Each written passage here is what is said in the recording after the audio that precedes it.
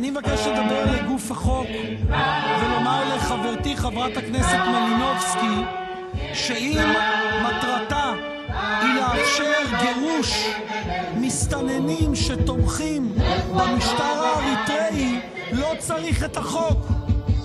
אין שום צורך בחוק הזה.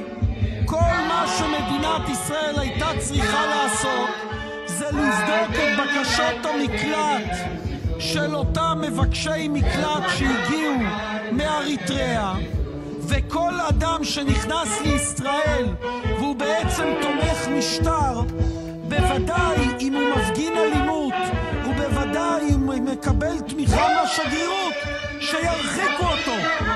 והסיבה היחידה שזה לא קורה היא לא בגלל שיש בעיה בחוק, אלא בגלל שממשלת ישראל לא רוצה לבדוק בקשות מקלט, ובגלל שמדינת ישראל לא ממלאת את החובות שלה על פי האמנה הבינלאומית, ומכיוון שמדינת ישראל כמדינת העם היהודי לא משמשת כאור לגויים בכל מה שקשור למצוות לא תסגיר עבד אל אדוניו.